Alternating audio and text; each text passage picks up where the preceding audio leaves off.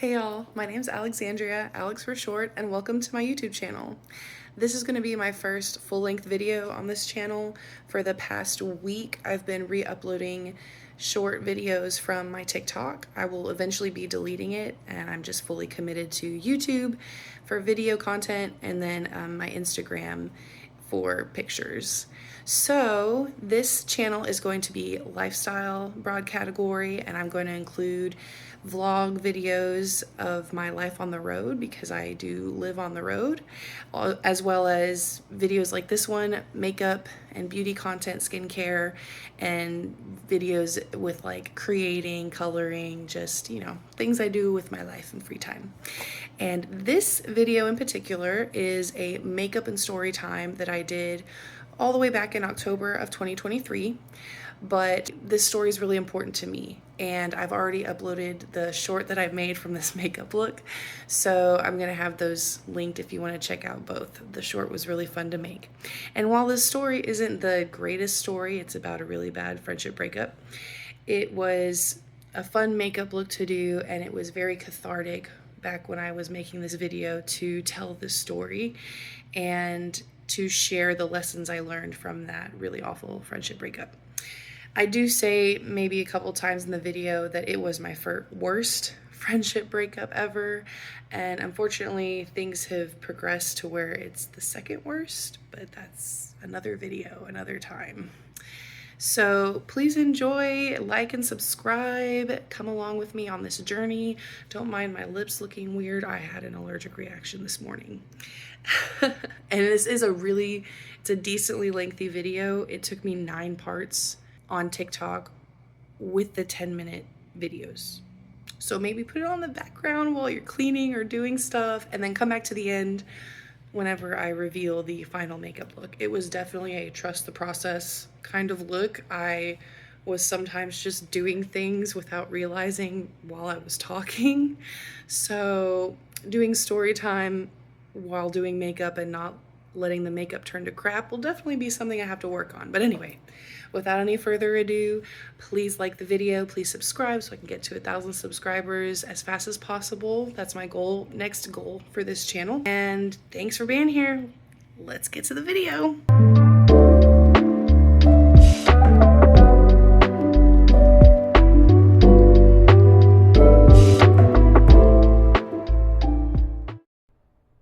I want to speak my piece without sounding like I'm trash talking her, because even though unfortunately this person is dead to me now, it's one of those situations where I don't wish ill of her, but I don't care how she's doing. I don't care if she's doing well or bad. I have finally had someone reach out on my behalf a month or so after it happened to ask her to block me on TikTok, because if you know, you know. If you block someone first, they can't block you back, and you can go unblock them and look at their page if you don't have your profile views on. And that's what I was doing. It was very unhealthy, very toxic, but I was going on there to see if she was talking shit about me, which she was. But I don't do that anymore. I don't care anymore. It's like, is it Tupac that said the quote, I want to see you eat, just not at my table. It's not even that energy. I don't care if she's eating or starving. She's dead to me. And it's really unfortunate that that's where it is. But like I said, telling the story in an emotionally mature way is what I'm going for, to just let me express my truth, which I feel like is closest to the truth, and to move on. So I'm going to be using the Pricked palette from Jeffree Star Cosmetics. I know there's a lot of people that don't like him as a person. I am a fan, but I don't agree with everything he says, and we can all just be adults and move on. I'm not telling you to go buy his stuff. I'm just using it because it's beautiful. It's freaking beautiful. Look at this. Just really briefly. And that's all I'm going to be saying about the makeup. It's beautiful. And I haven't even touched it yet. I mean, I literally touched it. I swatched a couple of the shades, but have not used it on my face yet. My last year has really been the darkest part of my 2-year depression, which I'm realizing now as a spiritual person was the dark night of my soul. And I'm finally coming out of that with the help of my loved ones, medication intervention, and weekly therapy. So let's dive into the story time. So this friend lives with her husband on the East Coast in a really cool place that I had never been. And her birthday is on New Year's. She's a New Year's baby. So I went after Christmas for like a little birthday celebration for her 30th birthday. And I thought that it went great. Yes, there were some bumps in the road, moments where I got upset, she got upset, moments where we were upset with each other. I do struggle with my temper. That is something I am working on very heavily in therapy. However, I have a new perspective of that now because back in July, I went through a mental health crisis, spent a night in a mental health hospital that ended up not being exactly what I needed, but it led me to understanding I was misdiagnosed bipolar when I was 20 years old, and I was given the correct diagnosis that I have CPTSD and depression. And recently have discovered I've been diagnosed with ADHD, and I am technically self-diagnosed autistic, but my psychiatrist and therapist have seen my online screenings that I've done, and they agree that it's most likely I am on the spectrum. And if you have an understanding of the newest research on ADHD and autism, we now understand that they're all on the same spectrum of neurodivergence. You might not have specifically autism symptoms, but if you are ADHD, you're neurodivergent, and it's all on the same scale. Anyway, so my point is I now have a different point of view on my temper, that it's not just, oh, I have a temper, like I said.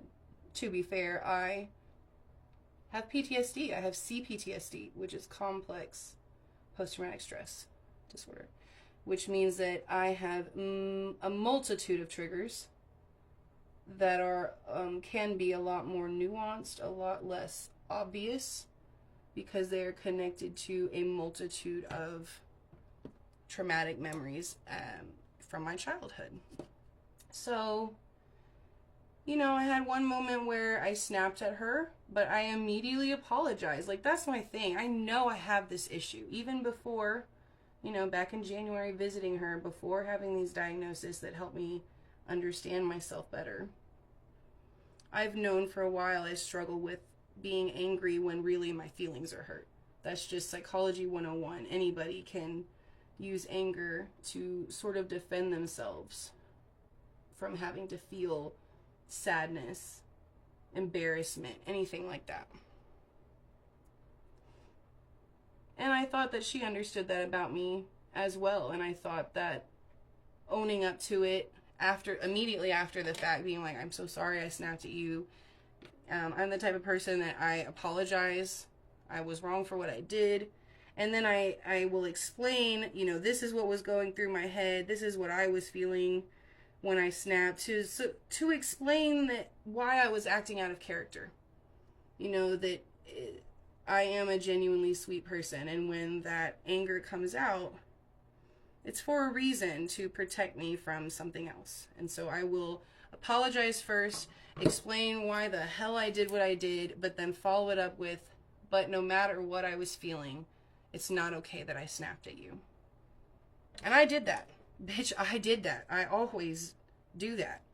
And so there was a time where she said some fucked up shit to me. We had a little tiff, and she said some fucked up shit to me, and she had to apologize to me. And I'm the type of person that, unless it's connected to a trigger and then it takes a little while, if you apologize and we make amends, it's over immediately, instantly. It's water under the bridge. So I was able to move on, just forgive her. It's no big deal. We were both angry. We know that's not how we really feel, or so I thought. But the reality was, There were things that she was upset about that I had no idea that she was not telling me about.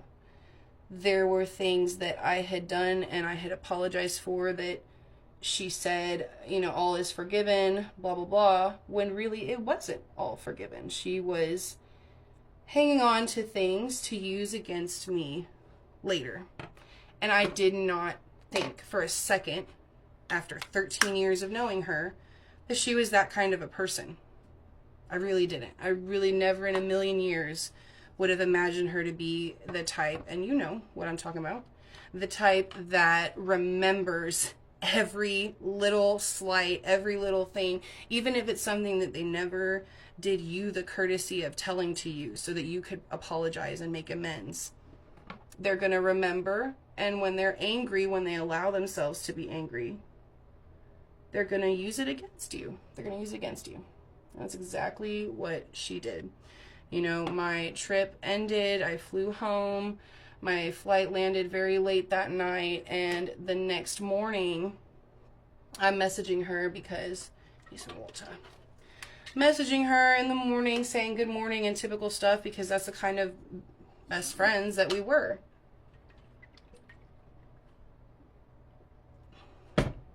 We would text each other all day, every day, most of the time. Even if we were busy, we'd just shoot each other a quick message and be like, hey, I'm busy doing this and this, but love you, hope you're having a great day, that type of shit. And I could tell from the first message, from the first text from her, that something was up. I knew.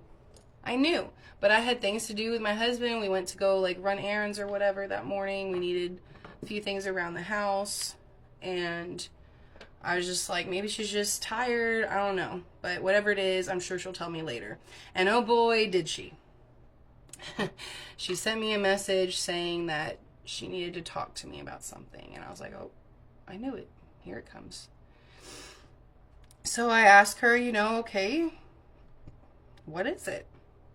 And she sends me this short story of a text message telling me that there's no easy way to say this, and I love you so much, but the fact of the matter is, or I'm paraphrasing from memory, your behavior during your entire visit was unacceptable.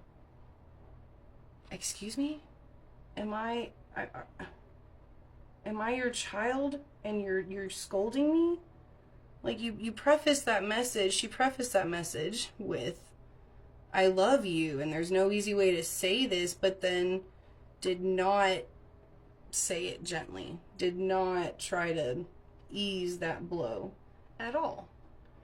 And it just was a ranting message about having to deal with my emotions and this and that, and listen, when you care about someone, you're obviously going to be affected by their emotions. You can be affected by someone's emotions even if you don't care about them. That's just human nature. But she definitely did not have to put out my fires. I put out my own fires because I am very well aware of my own volatile nature. And everything that she said in that message that was a problem that she's ranting about were things that I had apologized for. I had owned it. I had apologized. She talked about how sensitive I was, that every little thing was like, oh, you took it personally when it wasn't. And it was like, okay, yeah, but you've been knowing that I'm a sensitive person. We bond over the fact that we're both sensitive, quote, quote, sad girls type shit, that we're crybabies. That was a big, that was a big thing that we related to each other, is that we are more emotional. Just because I show emotion sometimes in anger or anxiety or frustration, and she doesn't, she does more of the sad, mopey side, does that mean I'm not allowed to have space to have emotions and then to make mistakes, but then hold myself accountable, for those mistakes? What happened to forgiveness as a part of love? Anyway, I digress. So, I honestly, looking back, I had a meltdown. I had a meltdown at this big message of hers, and the way that she worded things that, like, was so cold-hearted. No compassion. No, like, I'm worried about you. Are you okay? Like, da da da da da da da. You know, I'm worried that the stress of everything is, you were just acting so out of character. Like, she could have worded it any other way, would have been so much better. Just any iota of compassion, or coming at it from the angle of, like, you're one of my best friends. I'm worried about you. And it was hard for me to deal with your emotions during your visit. You know, like, but no, that's not how she came at it. She came at it with immediate anger. And it's crazy because, looking back on our friendship, I went from my anger being front and center, my shadow self really being in charge, holding the wheel, to protect me during times when I was in survival mode. And that's something other people with PTSD can understand. Like, you've got your mask up, and, you know, my other autistic people, like, you just have to pretend you don't care, that you're angry all the time in order to survive, when really that anger comes from having your fucking feelings hurt, feeling excluded, feeling embarrassed, feeling alone. And a lot of my little moments during my visit at her house was feeling unwelcome in her own house because of her husband's behavior, because of the way she would react when I would try to tell her how I was feeling, and immediately being, like, angry and irritated with me telling her this, and going to being defensive of her husband, which, like, I guess I should have seen coming, because she worships the ground he walks on. He can do no wrong in her eyes. And I don't get that, because my marriage is not like that. There have been times where she told me my husband, before he was my husband, was making her feel a little on edge and anxious when he would come hang out with us, and didn't really have a specific reason why. Just that it was something about his energy. And I figured it out through talking to her. Instead of being defensive, I talked to her about it. And it's just, his energy is very, like, when he's on, as people say, is very, like, the entertainer and the watcher. He's, like, kind of wolf predator type energy, not to sound like we're a fucking, you know, wolf pack or something, but the point is, I talked to her about it, figured out what it really was, and then talked to my husband about it, and he had no problem with just being a little more gentle with his energy. And she wasn't willing to do the same. She was just defensive and excusive. Oh, well, he's autistic too. He did it. Okay. Being autistic is not supposed to be an excuse. It's supposed to be a tool to understand yourself better and to behave better. So, anyway, getting back to the texting conversation which initiated this breakup. Her first right off the bat was just, her first text right off the bat explaining everything to me was just confusing, ranting, full of anger, no compassion.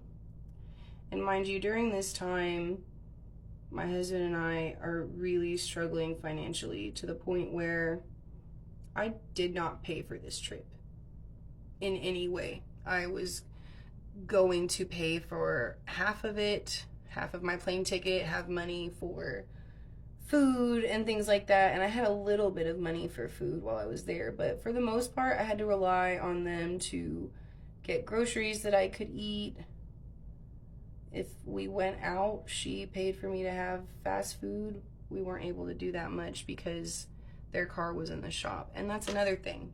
She was also emotional, more emotional than usual, and more like on edge during this trip because of their car being in the shop, and being disappointed that she didn't have the freedom to take me to all the places she had wanted to.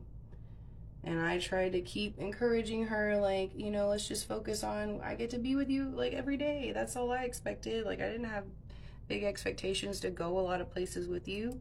I was sure you had some stuff planned, but like, I am more than content getting to hang out with you at the house, be warm and cozy, look at the snow outside, things like that.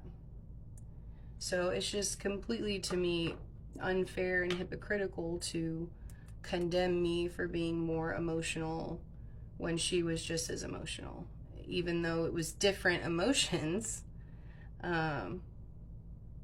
It's ridiculous to me. It's very hypocritical to me.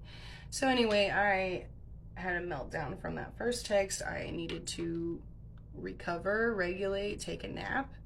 I woke up after that nap and I messaged her back with my confusion. I was like, you are talking about things that I had already either apologized to you for or didn't know about at all because you chose to not tell me while I was there. And I just don't understand why you're one of my best friends. Why are you speaking to me this way? Like, why are you acting like I'm the devil, basically, that I just ruined your birthday? I was like, I am going through so much right now and I'm trying to heal. And literally my therapist has told me that bringing up the past, working through trauma, I've told you this before, that it makes other things that come up that would normally be mildly stressful, easy to handle, makes it a little more stressful, a little harder to handle. And I was like, I'm doing this to be better, and I apologized to you already for the times that I snapped at you. You got mad at me as well and said some messed up things, but I'm not holding on to that. Like, I forgave you when I said I forgave you. So why did you act like everything was fine to my face and waited until I'm home to tell me this over a freaking text message? So I was like, you honestly, I feel like you need to reconsider this whole situation and how you handled it. And then if you still think you handled this right, maybe you need to consider if you still want to be my friend, because this is only the beginning of my journey of of healing my trauma. I'm doing a lot of work and I'm not perfect and I'm gonna mess up and lose my temper on people that I love very much. But I have already demonstrated to you that when that happens, I will apologize. You know, I was like, I don't know what I'm supposed to do with all of this. Like, what do you want me to do? Well, you could take the criticism and grow. Ma'am, that's what I am already doing. And the hypocrisy just kept coming. She said to me that I'm the one who can't admit when I make a mistake, when I've done something wrong, that I can't apologize. And I'm just like, I have apologized to you. What are you talking about? You and your husband are the ones that acted all high and mighty every time I made you aware that something hurt my feelings, that something made me feel uncomfortable, made me feel unwelcome in your own home when I still had multiple days left of my visit. So what make it make sense. And now, hindsight being 2020, it does make sense. It's called projection. It's called projection, B. Just kidding. I'm not calling her a B. Just in general being silly. But I realized it sounded that way. So anyway, said that to her about you should consider if you want to be my friend, because I'm doing this. I'm all the way in it. I am up to my neck in it and I can't go back. I'm doing this to heal, and it's a messy process. Progress is not linear. I have to continue on and just apologize when I make mistakes. And as one of my best friends, you should be supporting me and being compassionate to me instead of coming at me with this, basically this attack. I felt attacked, very much so. So her response was more anger and telling me, you know what, I don't want to be your friend anymore. You can't take criticism. You can't admit when you're wrong. First of all, the things that she said in that message were not criticisms. It was berating. It was berating me for mistakes I had made that I had already owned up to and already apologized for. So I can absolutely take criticism when it's criticism. I will not take beratement, especially from someone who's, again, supposed to love me so much, supposed to be one of my best friends. You're not acting like my best friend. So do you really still want to be my friend? And anyway, she comes back with, no, I don't want to be your friend. Da da da da da da da. And I was like, you're really gonna do this to me after we promised each other we'd never do that? Really? And then I don't remember, her freaking response was something ridiculous, ending with like peace. And the peace sign emoji, literally, like, wow, so mature. And I had another meltdown. I sent her voice memos screaming like a banshee at the top of my lungs. And I think I remember I had said, like, you are an awful person, and I never would have thought that, or I don't remember what I said, just I do remember telling her, you're a horrible person for doing this. I regret ever being your friend. And in a way that was and is still true, but I've learned to not regret the past, just to learn from it. And this is no different. The situation is no different. You know, she thinks that she was in the right, but I've been in lots of situations where people thought they were in the right. And it's because they're operating from their subconscious mind. They're projecting. She was 100% projecting her and her husband's inability to admit when they've done something wrong, even if it was accidental. I never said that, like, he's trying to make me feel unwelcome. He did it, like, yes, I did feel some anxiety about, I don't think your husband actually likes me. But again, we did actually talk about that, and it was resolved, and I let it go. I tried my best to overcome anxiety of those types of feelings without bringing it up to her after that conversation. So it's just projection. Like, you, my dear, are the one that cannot admit that your husband is wrong, that you are wrong. Nothing of the sort. And you're the one that's so blind, like you can't even see how awful you're treating someone you called your best friend. You know, I won't even get into that. So that happened, and I spent time mourning, being upset, mourning the loss of this friendship, who I love, this friend that I love very, very much. And I think it was maybe a month later, sometime in February, I tried to reach out again and send her, like, I don't know what I could call it. Just send her a freaking letter that I tried to make like an olive branch. It was not angry. I was expressing how hurt I was, that I don't understand how this happened, that, you know, she promised she would never do this to me. We promised we'd never do this to each other, and here she is doing this, abandoning our friendship instead of doing what needs to be done to try and fix it. So this letter was, I think I did only front side only, maybe it was front and back, I don't freaking remember. It was multiple pages long, like 5 freaking pages of, again, not anger, not popping off, just sadness, honestly. Saying how hurt I am, how she's blind to the fact that her anxiety controls her. She projects. She's projecting onto me now. That her husband is rude as fuck and does nothing about it, you know? Throws up, oh, I'm autistic as like an excuse when it's not supposed to be like that. I don't know. And also, I'm just, never mind, I digress. Everyone experiences autism differently, so whatever.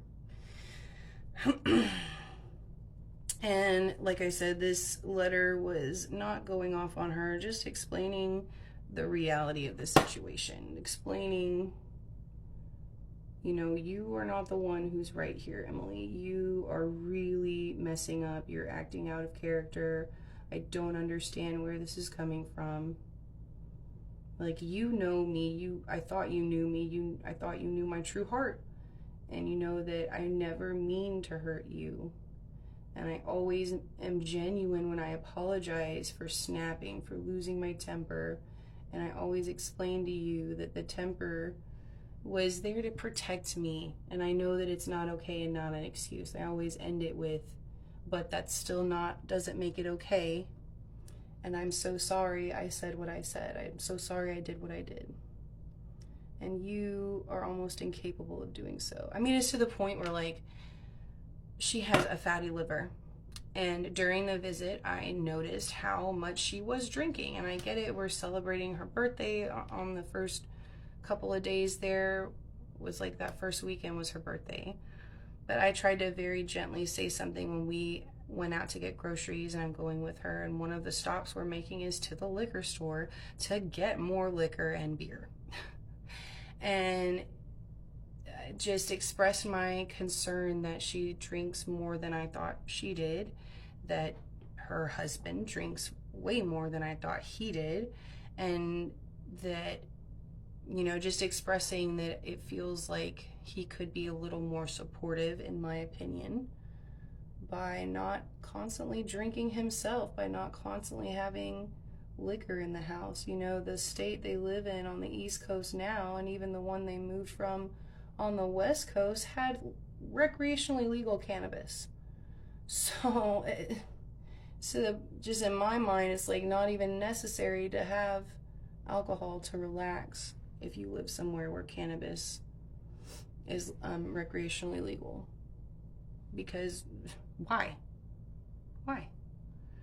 Alcohol, it poisons your body. Cannabis fights cancer and all kinds of things. So make it make sense. But I digress. In that conversation at the grocery store, she got defensive. She got mad at me. And then I will give credit that I dropped it and we sat there quietly waiting for the Uber for a little while, and she finally like broke the silence and was like, you know what, you're right. I was being defensive. I didn't see it at first. I'm not sure why. I think it's what I feel in my mind is like, when you're telling me that, I'm like, yeah, I already know that. And, you know, we laugh about it together. I'm like, well, I know you know, but you're not practicing what you know. And as your friend who loves you, I'm just trying to help you with that. And she's like, I know. And it's like a beautiful, I love you moment. And I thought that it would make things way better. But alas, it was short-lived, and she just went back to, she can do no wrong, her husband can do no wrong, and I was the problem. I was the freaking problem. You know what, if I've got to be the problem, I guess I'm the drama. I'm the problem. Whatever. So, that letter I sent her, I did not get a response from her until my bestie, who I've known since we were 12 years old, on her own accord, she asked me permission and then went herself to message ex-friend on TikTok and ask her to block me from her account because, like I mentioned, I was the one who blocked her first after the friendship breakup. And so when that happens, you can go unblock them, turn off your profile views, and then go stalk their page, basically. I just didn't want to be doing that shit anymore. It was very unhealthy, obviously. So my bestie, my real bestie, she was like, you know, let me help you make it a little better and get this like toxic thing you keep going back to out of your life so you can really start to move on. So I let her do it for me, and let me tell you, first she wouldn't answer my bestie's messages. Then she answered her messages in the form of a reply video where she just went the fuck off. I don't know if you're new here, but she is projecting her own problems. Oh, the one who's projecting is saying that I'm projecting? Girl, come on. And no, she's not new here. She's been around since I was 12 years old. You apparently are the one who's new. Because, like, I didn't send her to you. This is what true friendship looks like. She volunteered to help me separate from something that has been very toxic for me. So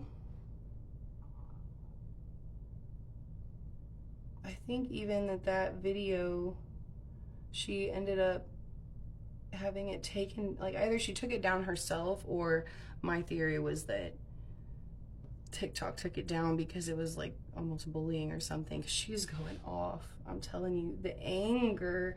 And the thing is, if you are really the one who is in the right, you know, you're the one who's morally in the right, why are you so angry then? Why was she so angry? Like, insulting me, insulting my husband, insulting my best friend that she just now is having her first interaction with. And my bestie did not go at her with like, you fucking bitch, you need to fucking block her and then leave her alone. I can't believe you hurt her, blah, blah. No, just, hey, I'm reaching out to help Alex, to help my friend. Could you please do her a solid, do me a solid. I don't remember how she phrased it. But just block her on TikTok and help put an end to this. And again, instead of compassion, instead of emotional maturity, just went the fuck off. And I'm just like, if you're really the one who's in the right, you seem pretty dang defensive for someone who's supposed to be in the right. Defensive and full of anger to defend you from what you're really feeling, which in my mind is shame, and at that moment also embarrassment of having my real best friend step in to help. I have a scar here and it always messes with my blend. Side note. That's what I'm fussing with, but I'm done fussing with it. Anyway, so to wrap this up, I'm sure there's going to be multiple part 10-minute videos, but I'm hoping that people will like it anyway. I wanted to just start to bring it to a close by discussing some finer points of what happened. And I like to collect quotes, is one of the things I like to do. And so I wrote down some quotes that really speak to me, and especially in this situation, really to me feel like, you'll see. So the first one is, how can I be substantial if I do not cast a shadow? I must have a dark side also if I am to be whole. And that quote is from Carl Jung. And I wanted to start with this one because hindsight being 2020, this girl runs from her shadow, and being around her so much and letting her influence me, I spent a lot of time running from my shadow when we were much closer and spending like basically every day that we could, spending all day every day talking. And when she still lived here in Texas,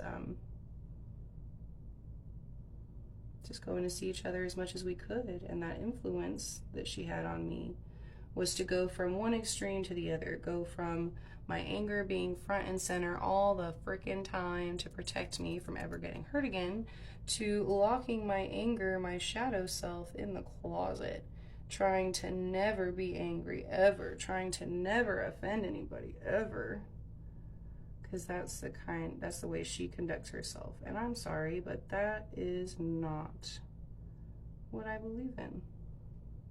I believe in speaking how I feel, saying what I want to say, and if it offends somebody, that's not my intention, and then I'll apologize and say, well, I didn't mean to offend you, let's talk about it. That's what I like to do, because that is conducive to growth, people getting to be their true selves, and not exist in a freaking echo chamber, honestly. That got out of hand. We'll clean it up with concealer. And it's interesting, as she's a practicing pagan and works with a deity that is a little bit of a darker kind of trickster deity. I don't know, I just never fully saw that about her until this incident, until this breakup. To see her literally pull things out of her pocket that I had no idea she felt that way. I mean, to the point to where I had a hypothetical philosophical discussion with her about it. She said she understood where I was coming from and, you know, no judgment, doesn't think I'm a bad person. But then one of her last messages to me was something about you're so fucked up for that, what you said about. It's a discussion about trans people. And let me say, I am pro-trans rights. I'm a fucking member of the Alphabet Mafia. I ain't got a problem with nobody, okay? And this was a hypothetical, philosophical discussion, not a political discussion about the spiritual implications of being transgender. Not discrediting the experience, nothing connected to like that trans people shouldn't have rights or whatever the fuck. And I don't know, she blatantly lied to my face, telling me that she understood what I was saying. That was the first lie. That she doesn't think I'm a bad person. That was the second lie. You know, just for having, it's not even like I believe this. It was just like, you know, I've had these thoughts. And I'm not going to get into it because it's not important. What's important, and my point is that she lied to me. And as a friend, you know, it's something that freaking My Little Pony understands.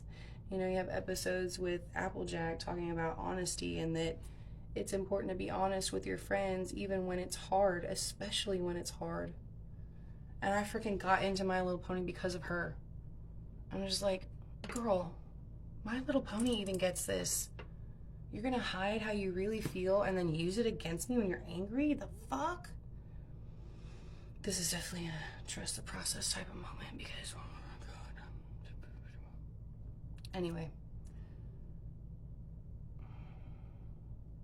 Now that I am fully stepping back into my own power, my own fire, running from your anger will just make it explode out of you. As bad as that sounds. Make it explode during the worst possible times. The worst possible times. You know, for me, it was losing my temper on her, losing my temper on my husband, who is the single most important person in my life. I love him to death, and I don't ever want to yell at him. If I could snap my fingers right now and never yell at him another day in our lives, I would do that. But I have CPTSD, I have generational trauma, I have lots and lots of things that make it a little more difficult, but I don't use those as excuses. I use those as knowledge to understand why I react that way, and so that I am, you know, why I've made so much progress on getting better.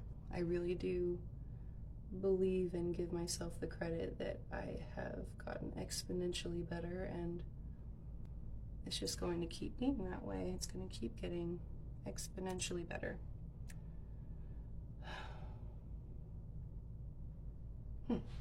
So,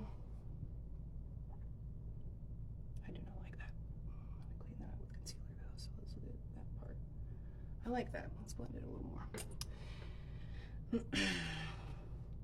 So then, the next quote I would like to share that is bringing me to my next point about this whole situation.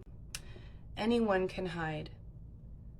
Facing up to things, working through them, that's what makes you strong. And this quote's from Sarah Dessen. And I mean, that quote could apply to any friendship, relationship, family member situation. It takes real strength to stick with someone that you're angry at, that you feel hurt by, and try to work things out with them because you love them.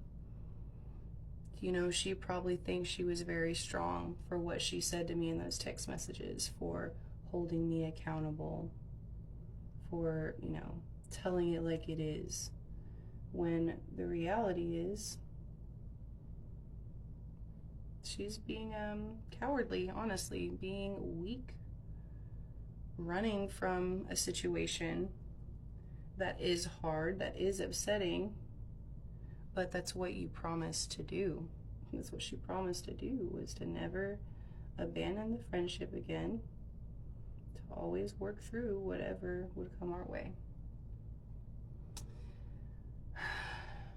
So for me, I did have to make the decision, and I told her in that letter, I was like, I forgive you. I'm letting this go, and I forgive you. And I hope that one day you realize how wrong you were in this situation. But I don't care whether you do or not, because you are now dead to me. I told her that myself. I was like, you promised, and you're breaking this promise, and you are hurting me in ways I never imagined you would hurt me. And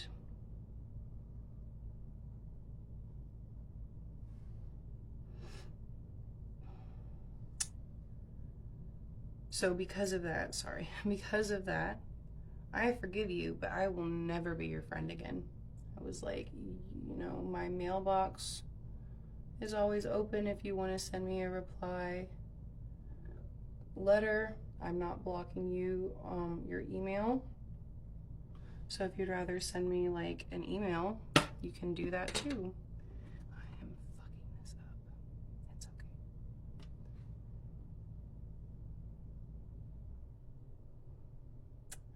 okay. But she did not reach out until, like I said, she did not send a reply letter until my bestie went to her trying to get her to block me, which she did after her explosive thing, but I forgot to follow up that was when she decided to send me a 1-page letter that was full of like all caps ranting and raving at me about, do not ever send me another letter again, do not ever send someone to talk to me again, I do not care how you feel, I do not care what you think, blah blah blah. And then saying some stuff about my sleazebag husband, like, excuse you, what do you think you're talking about? But just like I said, that's she came back with anger. And someone who was really in the right in that situation, just in my opinion, would not be coming at me with so much anger. Would be able to stay calm and resolute in the fact that they're the one in the right. But that anger was there to protect her from her guilt. This has turned into, I don't even know what. I don't even know. It's been a long ass time since I played with makeup. And I'm just playing, so I really don't fucking care that much. But let's try and make it a little better. So that letter, you can actually, if you want to, watch it yourself. It was like a video I posted 2 videos ago where I burned her letter, I burned a makeup palette she had given me, and then later that night, or the following couple of nights, I don't remember the exact timeline, but pretty soon after that, then, you know, as a practicing pagan, I did a cord cutting for us. And that's what has helped me really sever any care that I have for her. That's why, like, I don't care if she's doing well. I don't care if she's doing bad. I don't wish for her to be doing badly. I don't wish for her to be doing well. I don't care. I thought about, before recording this, going to see if she's been talking about me on her TikTok still. Like, full psycho mode, like go make a fake account or like a throwaway account just to go spy. And I was just like, no, actually, that thought came and left like the wind, because the reality is I don't fucking care. She probably is still talking shit about me. I don't care. I literally don't. And that is definitely a freedom that feels really good. Feels really good after someone has hurt you so deeply, so badly, to just, oh, I don't care. I don't care anymore. And I don't know, maybe she's reached that point with me, maybe she hasn't. Again, don't care. But it would be beneficial for her if she was able to look back on the situation and realize, wow, I really fucked up. I had no compassion for my friend going through an awful traumatic time in her life. Like, ugh. I came at her with anger and condemnation instead of compassion and understanding and a desire to help. So, the last quote I would like to give as I wrap up here and put on some sparkly shit on my eyelids goes, "Nothing is so strong as gentleness, and nothing is so gentle as real strength." Ralph W. Sockman. And I wanted to end it with this one, kind of compounding on that second quote, because I'm sure she thinks that she was very strong and brave and etc. But the real strength, giving myself credit, because, let me back it up. This really did throw me for a loop. I really was hating myself for this situation for a while. Blaming myself. I did multiple things to release, and the final, the cord cutting, I even still had to continue doing things after that for myself because she was very important to me. And part of my trauma is blaming myself for when people hurt me. And I didn't, no one ever deserves to be hurt, but like I did nothing to initiate it. And so that's why I said in the beginning, this video is a part mostly for speaking my truth. And I know that I am the one who showed real strength by being gentle in my letter, by telling her how I feel and holding her accountable, yes, but again, with gentleness, with even concern, like, this is not you. This is not how you usually act. Like, how do you not see that your anxiety is controlling you now? Like, you let it control you. You let it keep you from doing things now, when before you used to fight it. You used to fight your anxiety. And you're not now. And, holding her accountable with the thing that we promised each other we would do, which was to never give up on our friendship. And that's exactly what she was doing.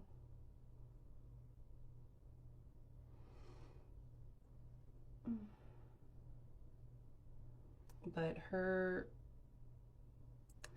handling of this was not strength, it was weakness. She ran from a hard situation. She was not gentle with trying to hold me accountable, trying to help me.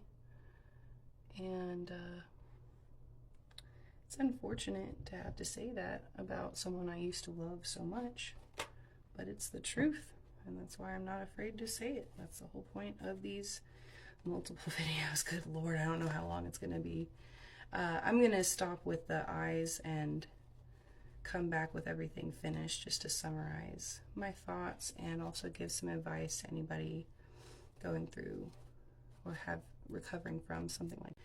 So if you really care about someone, you're supposed to try and be gentle when you want to hold them accountable and help them. And that's not what she did.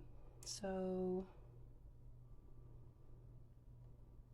I mean, like there were videos she was posting about me on her TikTok. One of them was like, I'm fine.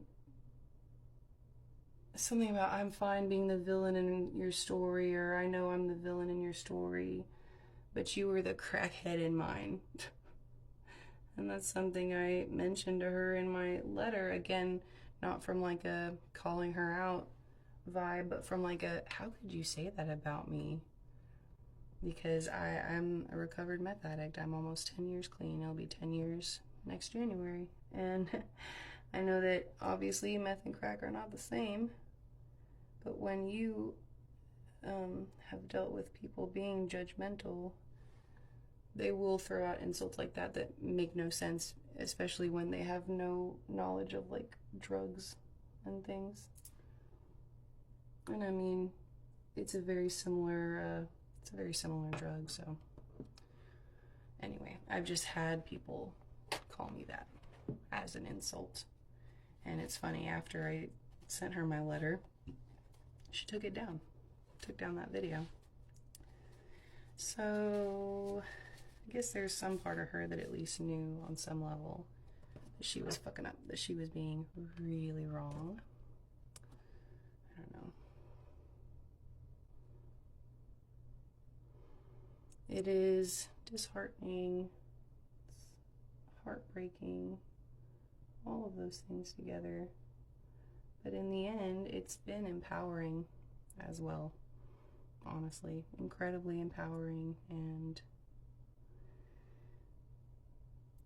I don't want to say that I'm glad it happened the way it did, but I am glad to not have her influence over me anymore.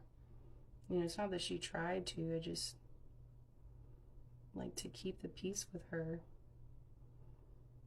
And then, you know, also part of being autistic, like I was emulating her, running from my anger, trying to tiptoe around everybody, trying to never upset anybody. And I'm sorry, but if you're living your life like that, you're not really being yourself. You're not really living your life. You're being a doormat.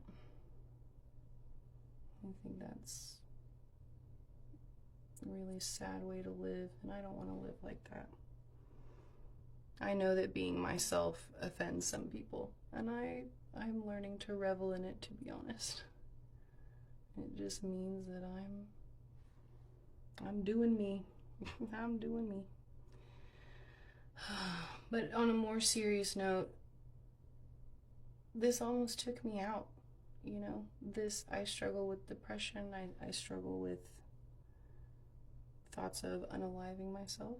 Not anymore, but I had to go to the mental hospital back in July.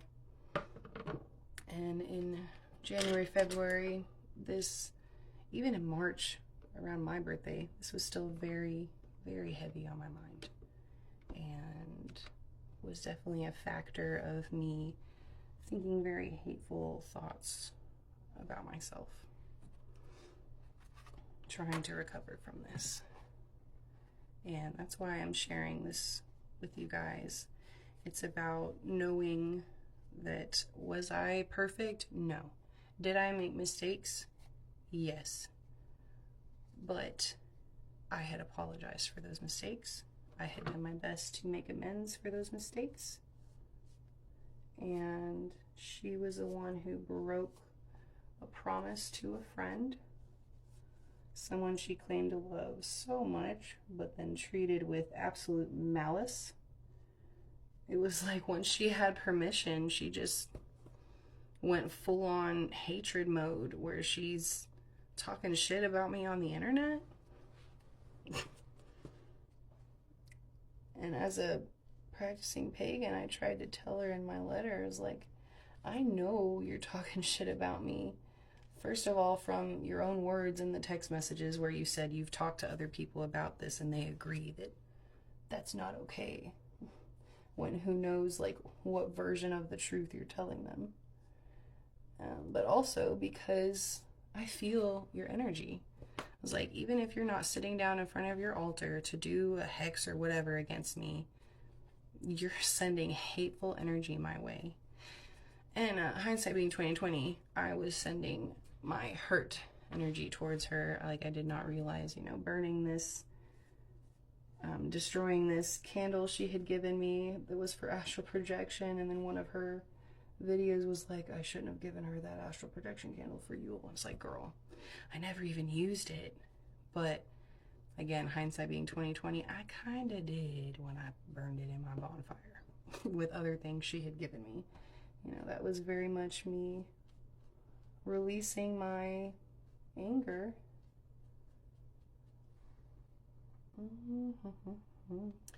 Releasing my anger and letting the friendship begin to end in my own mind. And some of that definitely reached her. If she was dreaming about me like that, that's why. So I had to learn to rein in my own emotions, and to release the anger and let myself feel the hurt. Because like I said earlier, that's what the anger is protecting us from those hurt feelings. And that's all well and good sometimes, but that's not really how we grow. You know, if we're not letting ourselves be angry, if we're not letting ourselves feel hurt, then we're not really growing. We're just kind of hiding, just like that second quote, we're hiding instead of facing what's the real problem, what's really there at the root of everything. And at the root of everything, I think it's that I was holding the mirror up to her too much. She doesn't want to look at herself that closely. She doesn't want to be told gently and lovingly, you know you can do better. You know you need to take better care of yourself, things like that. You know that your anxiety's controlling you now, things like that. And that's fine, I guess. But it was definitely the cause of her exploding this friendship, because it was not me, it was her. You know, I was living my truth. I am living my truth. I'm healing. She is stuck, or was, don't know how she's doing now, don't care. But she was stuck in her fear, stuck in her anxiety, stuck in her old ways. So I regret that things happened the way they happened, but I don't know, I guess I shouldn't say I regret it. If I could have control over the way things happened, I would like for her to have talked with me about these things while I was there at her house, so that we could hash it out then. We didn't need to explode the freaking friendship over this. That's the story. That's, you know, I didn't want to go into details. Like I said, this is about speaking my truth and knowing that I do not need to judge myself so harshly for this situation like I did when it first happened. You know, just releasing the hold that her opinion had over me, and acknowledging that, you know, I really am living my truth. I was living my truth when I was at her house. Is it all pretty and a bowl of cherries? No. But then I would make amends, apologize for the very few little mess-ups, and it's just, I don't know, shows me that I was living truthfully, living honestly, and conducting myself honestly in our friendship, while she was withholding feelings from me, hiding things from me, and then talking about issues with me with other people before talking about them with me. So probably getting herself all worked up beforehand and letting other people influence her. I mean, the friend that was there literally had conversations with her about, you know, she and I, this friend of a friend, I tried to be her friend, and ex-friend told me like, oh, well, yeah, she tells me sometimes that she thinks you're being disingenuous, that like you say something and you're being fake, like you're saying it just to say it. And I'm like, okay, but you told her that's not me, right? You told her that like I'm a millennial, so I use emojis and things to show literally what I'm feeling so that you can know the tone of the text. And if I say, oh my gosh, hun, I'm so sorry that happened, I mean it. She was like, yeah, I'm trying to tell her. So I just, in my mind, she has people around her, including that friend probably, skewing her viewpoint of me and filling her head with like, oh, I'm just an awful, selfish person. It's like, no, I'm just a person going through a lot of shit, and I make a lot of mistakes, and at least I apologize for them. Can't say the same for her. So anyway, thanks for hanging out with me. I'm gonna come back real quick with a finished look, like I said, and little bits of advice. Okay, y'all are not ready for how I pulled this together. It's not perfect, but I feel amazing. I look amazing. So, bitch. You didn't believe I could pull it together. You did not. There were some of you, many of you probably, who were doubting. I was unsure of how I would pull it together. But I never had a doubt. The days of me doubting myself are gone, bitch. I feel like the baddest bitch. I feel so good. This looks... I don't think I wore makeup all year. Literally all year. And I love makeup. I freaking love stuff like this. Like, I know the blush, the contour is a little heavy. I know the eyes, very dramatic. Lip, also dramatic. I love dramatic makeup. Dramatic, colorful, beautiful, luxurious color stories. Like, so those of you that doubted me, let this be a lesson to never doubt Miss Alex ever again, because I will always pull it together. It is always trust the process. But I have some snake earrings because that's my animal on my altar cloth, trying to emulate shedding of the skin. I forgot to put in like my little second hole earrings, but whatever. Wearing some crystal bracelets throughout the whole video, but malachite, mookaite, rose quartz with amethyst, and strawberry quartz. This is my black tourmaline that helps me with negativity, and this little cutesy one is my Chinese zodiac, which is the rooster. And it's so cute. My husband's 12 years older than me, so because of that, he's the same in the Chinese zodiac. We're both roosters. We're both a little cocky. So I feel so good. I also feel a million times lighter just getting my story out and knowing that it's the final piece. Like, if people have questions, maybe I'll do response videos, or maybe just respond in the comments. I'm not sure, but this is definitely the beginning of the last step. You know, I'd already separated myself from letting her feel bad about me, things like that, but being able to speak my truth, just get it off my chest, now it's really gonna be done. And with that being said, here's the advice that nobody asked for, but I really like to try and use things that I've suffered through and overcome to help other people by talking about it. So advice number one is that honesty and being dishonest can either make or break a friendship. If you really care about someone, you need to tell them how you really feel, even if you know or think that it would upset them. If there's a problem, something your friend is doing, or anyone you love, doesn't have to be a friend, but we're speaking specifically about friends. If there's something your friend is doing that's bothering you, that keeps bothering you, how will they know if you don't tell them? And it is you being a true friend to find the kindest, gentlest way to tell them.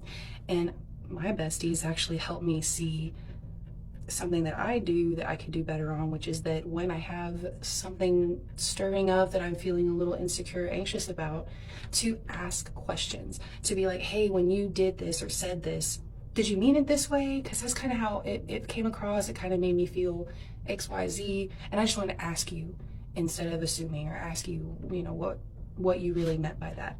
And that is the best way to, number one, express how you feel, Number two, not hide things from your friend, which in my opinion is a form of lying. It's a form of dishonesty.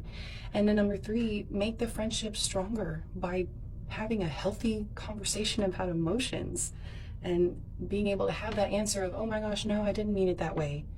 And you could have been thinking they're irritated with you when they just have something else on their mind. You know, with these things that happened, it was like, I didn't mean to snap at her the couple times I did. I didn't mean to be so emotionally volatile, you could say. But everything that I was going through as my friend, she could have come at me with compassion, with asking questions. Are you okay? You know, the way that I tried to speak to her when she kept getting upset about not having her car available during my visit. I kept trying to tell her, like, girl, I love you and I understand car being in the shop is upsetting, but you know what's wrong with it now. You have a way to pay for it. You have a way to fix it. Like, that's something not everybody has. If my car broke down right now, my husband and I would be shit out of luck. So it's not like you don't have a right to be upset, but just trying to build her up, trying to show her, like, look, you're letting your anxiety get the best of you.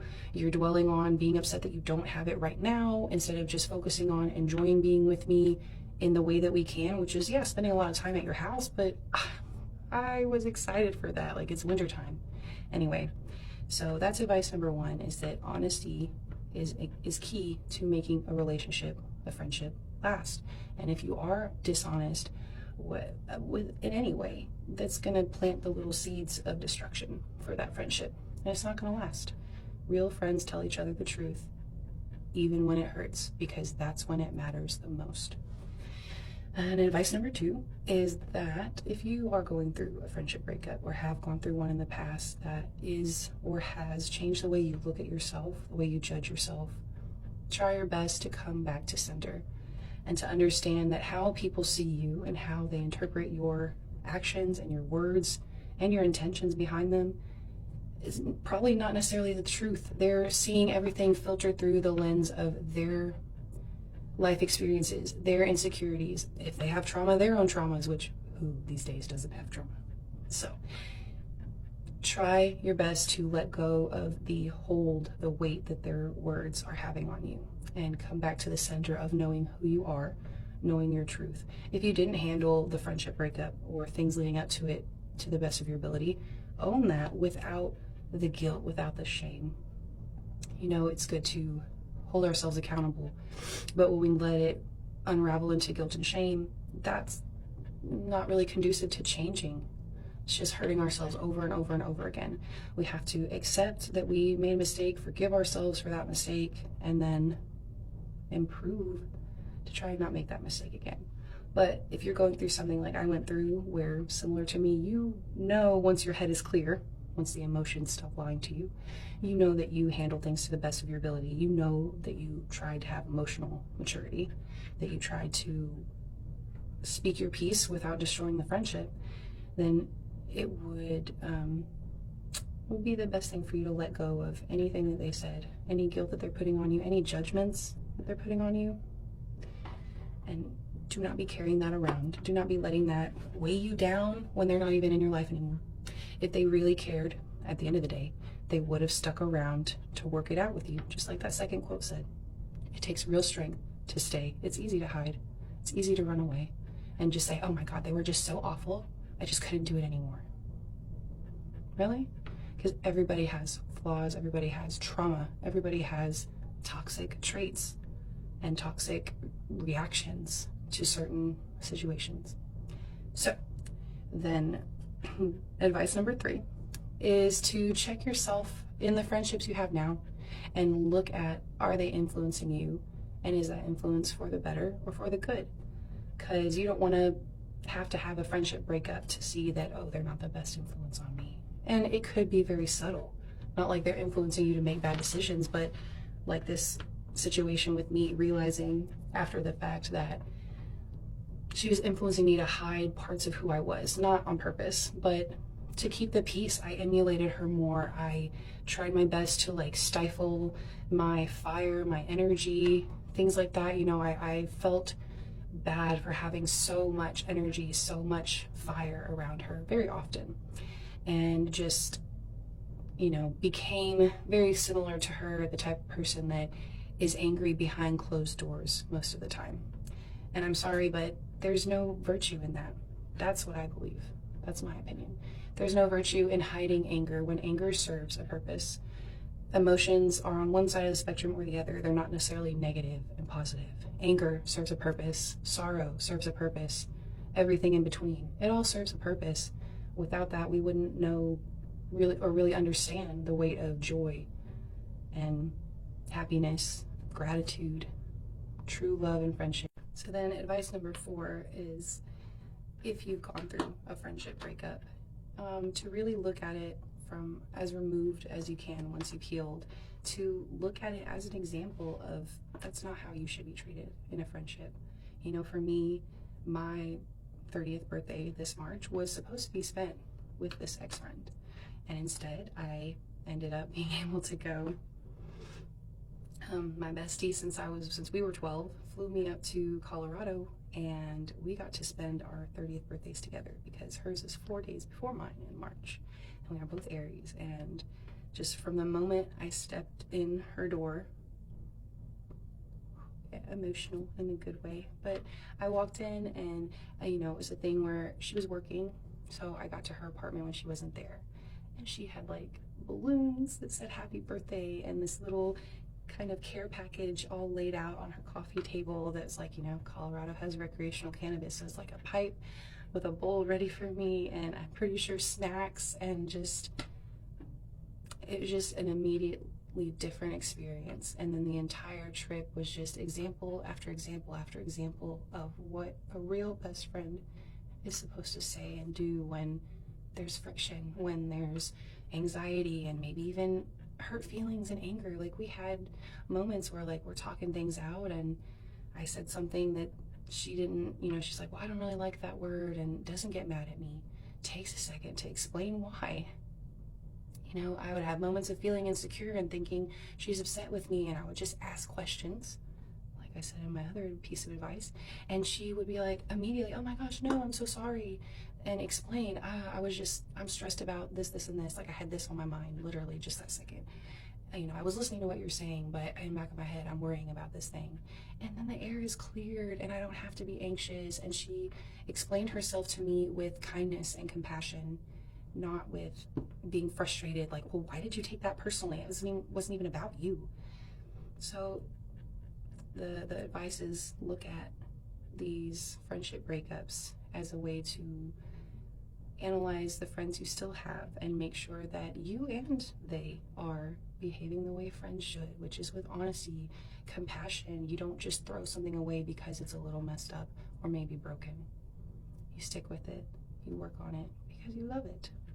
So thank you all so much for hanging out. I know this is going to be like 4 or 5 10-minute parts, but it's a story time, so I hope that y'all love it and stick around for more fun content. This look has got me feeling so freaking awesome. I'll probably film like some fun transitions before I take it off, little transition videos, because I feel like a boss ass bitch. I really feel the final key has unlocked, the real me coming back, the phoenix rising from the ashes, and I'm so glad to be sharing that with whoever finished, whoever stuck with me this far. Keep your head high, queens and kings. Straighten your crown. I love y'all.